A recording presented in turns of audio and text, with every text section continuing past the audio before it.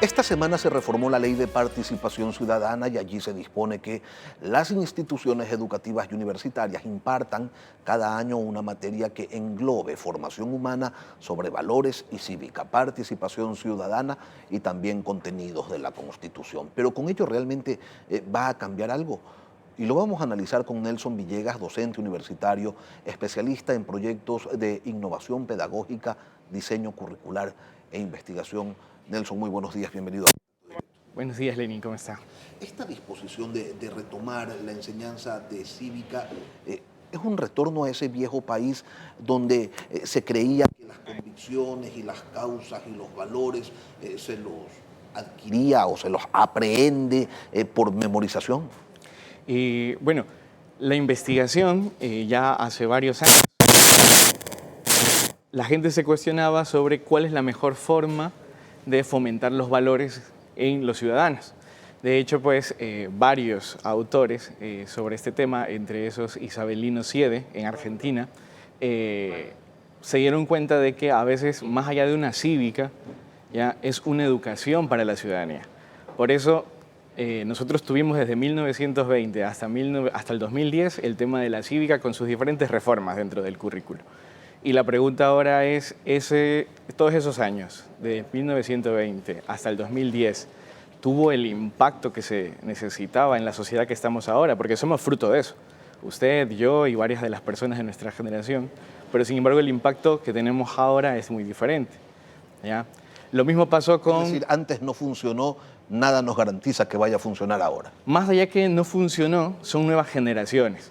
Entonces, las nuevas generaciones actuales son mucho más de acción, ¿ya? Por ejemplo, no sé si usted tiene hijos o sobrinos, en este caso los niños ya salen con un proceso mucho más práctico. Y ahora el porque yo soy tu papá no responde, por ejemplo. Y claro, las dinámicas del mundo contemporáneo son diversas y se asiste a complejos procesos de aprendizaje donde no necesariamente la escuela y donde menos aún la repetición cumplen con esa función que antes sí tenían. ¿Qué es lo que puede entonces, Nelson, haber llevado a los legisladores a pensar que esta propuesta realmente puede ser solución de algo?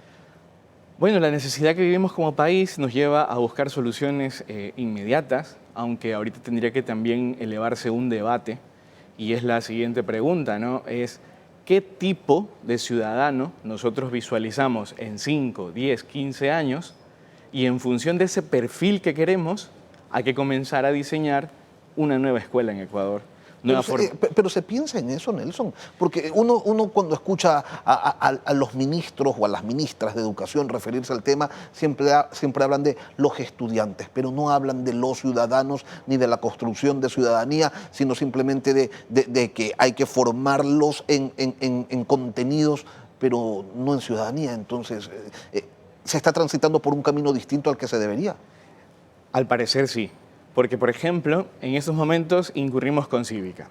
Ponle los contenidos mucho más top del mundo en estos momentos. Pero, sin embargo, la forma de enseñar y la forma de evaluar sigue siendo la misma de la década del 20, de la reforma del 90, de la reforma del 2010. ¿Ya? Cuando las generaciones están yendo en un mundo mucho más rápido en vista de la tecnología. Entonces, la pregunta aquí es, con el mismo formato, ¿podemos formar a las nuevas generaciones? Y la respuesta es no. Y la respuesta es no. ¿Cuál es entonces la actitud de Nelson que se requiere ante la crisis que vive el país? Una crisis donde sus condiciones sociológicas están agravadas más todavía por la falta de educación, por la falta de empleo, por la falta de salud, donde... para conseguir un trabajo, y peor aún si es en el sector público, hay que incurrir en la corrupción, hay que pagar, donde la justicia se evade con dinero. Esa actitud o el cambio de esas actitudes encuentran equivalencia en el planteamiento de la cívica como respuesta, como solución o como boya. En este caso, te voy a contar más bien una experiencia. Ok. ¿Ya?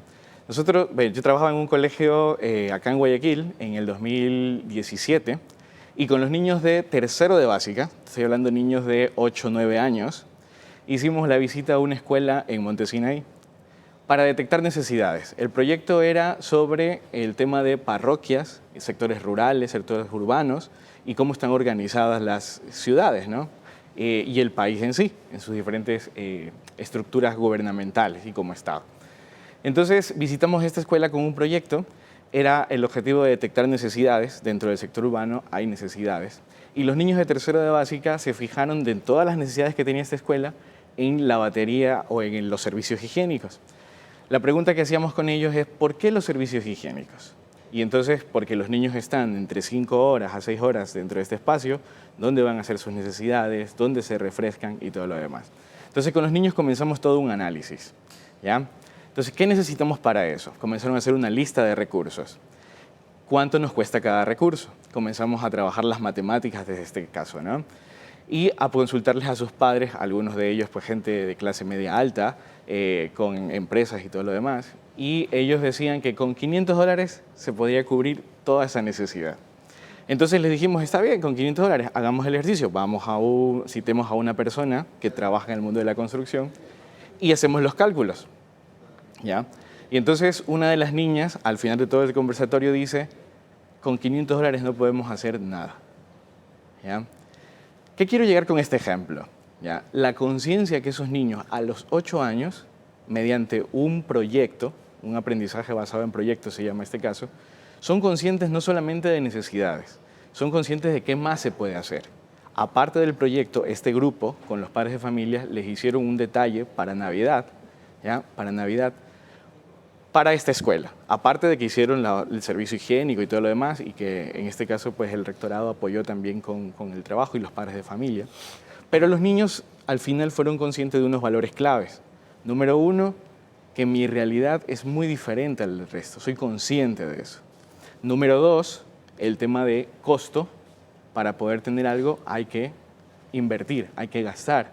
Número 3, si yo tengo mis posibilidades, tengo que ser solidario, tengo que ser amable, ¿ya? Entonces, el trabajo de valores que necesita, o el espacio de valores que necesitamos, tiene que ver mucho con el tipo de metodología que tenemos que trabajar. No se trata de una sola materia, tiene que ser una enseñanza que involucre estos conceptos, estas actitudes, estos mecanismos, estos protocolos, estas conductas para generar un cambio. Exactamente. Y sobre todo se trata de que se piense en un nuevo currículo que lleve no solamente a conocimientos, sino que lleve también a desarrollar habilidades, como el caso que te estaba contando, y actitudes y aptitudes, ¿ya? Es decir, no solamente el hecho de que sepa mucho sobre qué se celebra el 24 de mayo, o hace unos días, el 4 de junio, por ejemplo, ¿ya? Sino que qué elementos y valores están detrás de cada una de estas fechas, ¿ya? Más allá de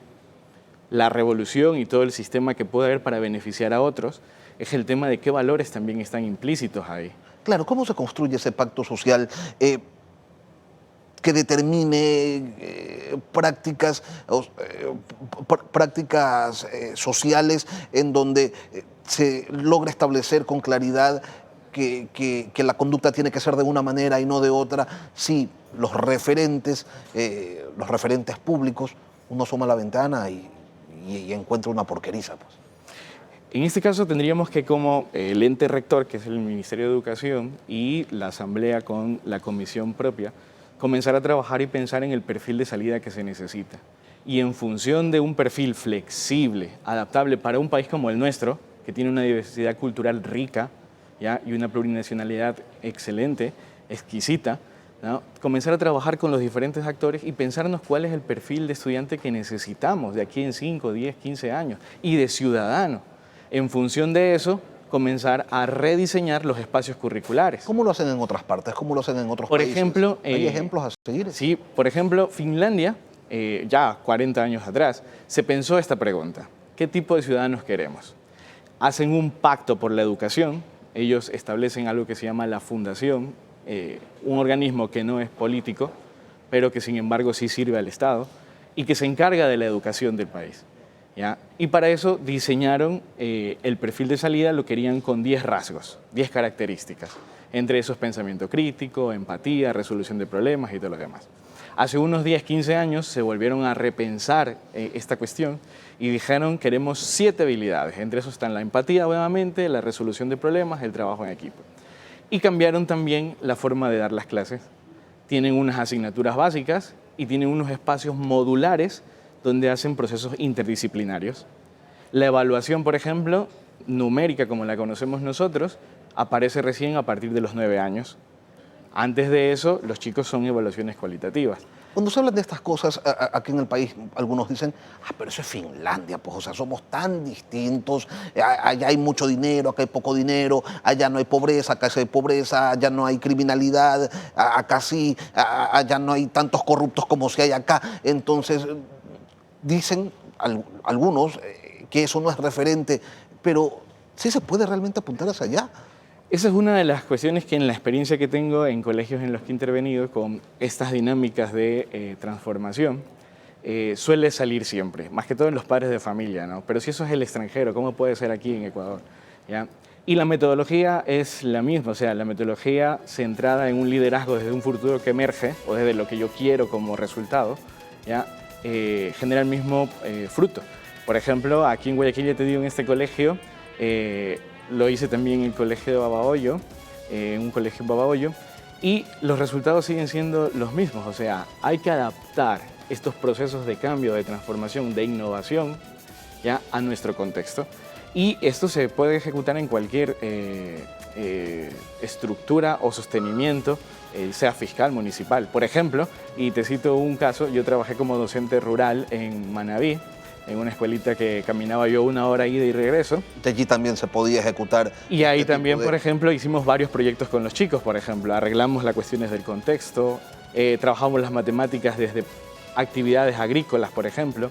Pero para eso es necesario saber cuál es el objetivo, hacia dónde es que se quiere ¿Cuál llegar. es el perfil que queremos como país de ese ciudadano que necesitamos vincular en cada uno de sus niveles? No solamente en el bachillerato, sino en cada uno de sus niveles. Y hasta aquí, pues, el diálogo con el máster Nelson Villegas, especialista en diseño curricular. Nelson, mil gracias por acompañarnos hoy aquí en Contacto Directo. Muchas gracias.